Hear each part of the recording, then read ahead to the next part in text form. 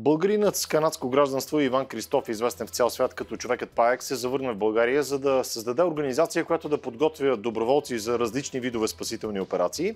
Неправителствената организация ще обучава екипи, които да могат да реагират адекватно в различни дейности по земя, въздух и вода. Необходимата екипировка и техника за извършването на спасителните дейности ще бъде осигурена от Кристоф, а в организацията ще бъдат добре дошли всички онези, които имат желание да помагат.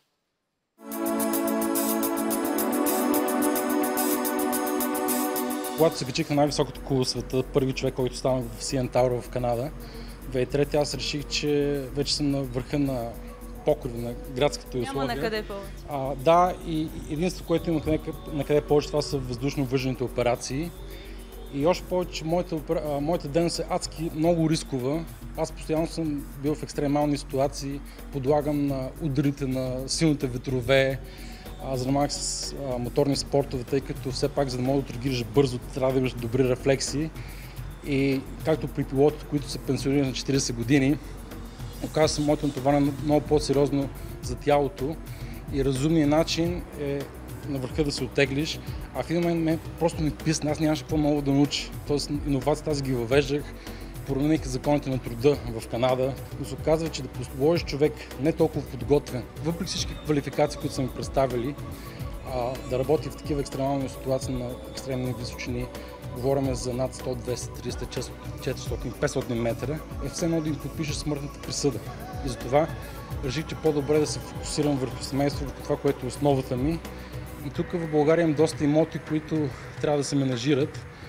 И ние сме сякаш благоизбрани, защото на толкова малко място, където се вика на един... Където сме в момента. Да, където сме в момента, ти може да си в високите планини, до един час по въздух да си на морето или да си под земята в пещери.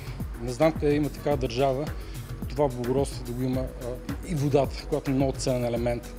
Така че тук вече мога да създам основната база, а вече най-вече в Близкия изток, където има нови ниши, тъй като Канада вече няма ниши. Там всичко е установено. Аз вече показах иновациите, сега вече бъда в сферата на въздушно-въжени операции и дори партньори за идеята за доброволчески отряд разчитам повече в Близкия изток, отколкото тук ще... Защо? Тук повече трудности ли срещат? Разбира се, значи първо самата концепция доброволче не е изчистена. Тя даже законова не е основана. Много хора разбират, че доброволчество, така казват, означава, че ти доброволно ти ще спасяваш, но също заплащане и всичко да ти е покрито. Значи това е моето... Скъпи операции. Да, скъпи операции. Моето идея за доброволчество е тази. Аз имам имот, този проект е над 1 милион. Техника, ноу-хау, който никога няма в света. Различни видове работа с различни хеликоптери, които в България няма човек. И го предоставям това безвъзмездно. Не очаквам никакво заплащане, не само, че си финансирам тези идеи и инициативи, но имам отговорността, че когато в момента, в който жертвата ти стигнеш до нея, ние поемем всичко, докато закараме болницата. Примерно става, да речем, на Витоша или някъде от по-екстремните планини нещо и каква е вашата функция? Това, което ми е в сърцето, за да разберат. Значи аз съм едно медицинско чудо, че съм оцелял, когато ми се налага да бъда спасяван. Бех на Мальовица при години, паднах комоцо, без съзнание, втори живот живее, сега може би трети, 20 минути съм просто тотално комоцо. Докато дойде спасител, тогава беше контролно-планинска спасителна служба, той прави една поредица от грешки. Да, има голямо желание човек, но когато съм кръвотечение, мозъчен кръвоизлив, и това е природата го създава, че налягането да се свободи и да не се спира с памуци, което той е направил. Второто нещо, когато съм закаран в Самоков в болницата, никой не е написал някакъв репорт. Колко часа, кой съм, къде идвам, какво е станало.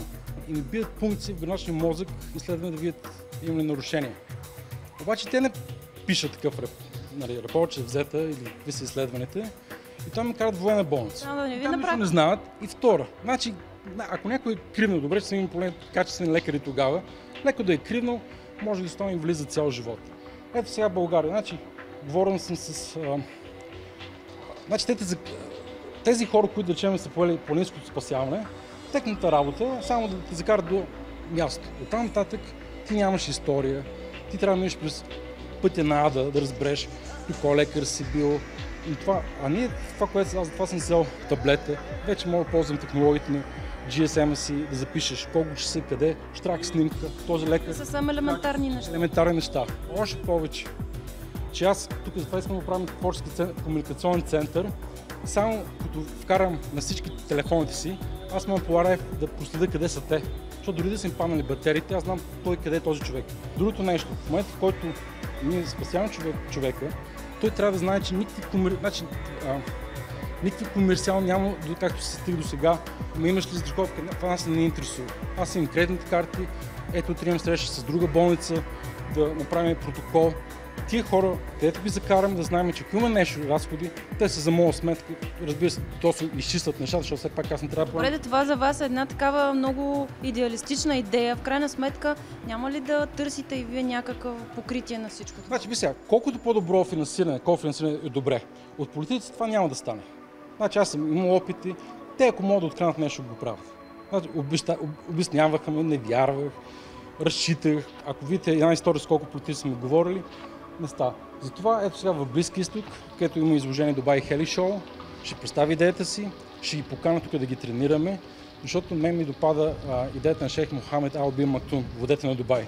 Той казва, аз искам да направя това, което е добро за моя народ. Идеята е, това, което го обсъждаме, при нас за мен, вече за моя имот, на долния етаж да бъде моето жилище, където евентуално, когато поканем от чужбина чужденци, да бъдат настанени. Да могат да бъдем гостоприемни, да бъдем настанени. Тук да бъде творчески център, комуникационен център. Говорил съм даже с световните лидери по IT комуникации, да имаме техническата подкрепа от тях, защото най-новата техниката искаме да го имаме. Даже за нас 18 месеца това е твърде много. Това е вече остарява техника. Самото обучение как ще протече? Има няколко сертификационни програми, по които ще бъде направено. Ние си имаме собствена методика, която е за обучение на спасители, също така и за хеликоптерни операции, която е на базата на вече изградени методологии. Ние само ще ги измениме до условията техническата екипировка за България. Идеята е така да се направи, че всички тези ресурси, които ги имаме, включително на доброволците, че всеки може да помогне, както вие, колегите и тези хора, които сме виждали. Всеки, който иска да се включи, може да дойде при вас и ако има качествата, да бъде обучен. Даже това е много казано, тъй като ние не искаме да правим сегрегация, да връщаме хора, защото някои хора могат да бъдат, даже да бъдат в друга насока, дори да няма ръце или освен той с мозък си мога да помага. За финал само да ви питам, ако имате наблюдение сега при наводненията в различни части на България, имаше и такива спасителни акции, видяха ли? На какво ниво ви се видяха? Ами, сега, първо тотално дезориентация, защото държавата, вие видяхте какво стана във Варна. Значи още преди това, още една-две седмици преди това ги проповедихме как трябва да се реагира. Те вътрешно могат да се числят кой е отговорен. Или премиера, вътрешно. Доброволци, които са имали желание и са го правили това спасяване по места, на собствен риск са го правили. Дори малко са се пречили. Защото едно от нещата, които направих в началото, работех и мисля, че беше в правилната посока, и направихме партньорство с местни организации. Значи, за Черноморието, там където има волно спасяване, което е извън моята компетенция, т.е. аз като любител съм, там да се договоря, да не казвам имена, една организация. Там, където вече от Несебър, даже с хеликоптер направихме с частен хеликоптер и с катер на морска администрация, обучение, те договарят за друга. Какво се оказа, че в един момент аз считах, че тези хора ще бъдат фронтовата, ударната вълна, защото за нас това няма да спасяваме, това ще е да свършим вторичните услуги на държавата. Обаче те не са отреагирали. В един момент оказва, че това всичко, тези усилия, тези инвестиции, които аз съм ходил там, защото аз не мога разхода, нямам никакво финансиране. Защо не са реагирали? Ами аз ги попитах, попитах само, защото... Вие обучахте едни доброволци, които не отидоха, така ли? И в един момент се оказва, че те явно си имат други амбиции, това са някакви техните битки. Другата организация си е взел 200 000 лева за еврофондове, то просто било едно шоу. И явно за това вече реших, знаеш какво, аз ще бъда автономна с моята си структура. Ето тук затова имаме, ако стане бедствие, деца вика, ние имаме хотел преди 2 етажа, където мога да се храним с месец, ако не мога да излезнем. Имаме си наша база. Там хеликоптер може да идва отгоре, от патиото, защото иде там се прави джакузи, защото спасители трябва да следят обстановка. Стига с това рване, няма пари, напротив има пари, само ще се крадат и отиват. Вие сте условия, ще се пренаселите с доброволци. Значи, има едно нещо друго. Аз научих и другия урок. трябва да си мине тестът на времето. Аз ги знам тези, на които мога да разчитам. Когато говорех с един от основателите на това доброволско сдружение в една доста скъпа община, той ми каза, ви сега, и при него така, аз 99% трябва да действам силно. Аз ги знам тези доброволци. Знам, че той си има магазинче, офис, то няма да се го зареже заради жертвите. Все пак ще имате вие в някакъв. Затова аз имам подготвени хора, които мога да разчитам, които си ги знам и на тях да разчитам. Но ние никога няма да връщаме човек. И затова точно това идеята е, това вече както и в Буда, бъди собственото си светило. Всеки един има възможност по някакъв начин. Ние ще предоставяме устави, ако трябва.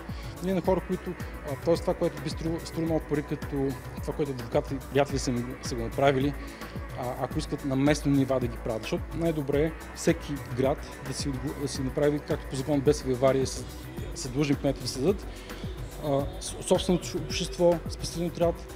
Те си знаят най-добре местата, на тях е да им се подаде ръка. Тоест така, че ние да подаваме ръка и на други. Аз не искам, напротив, спасението никога трябва да има монопол.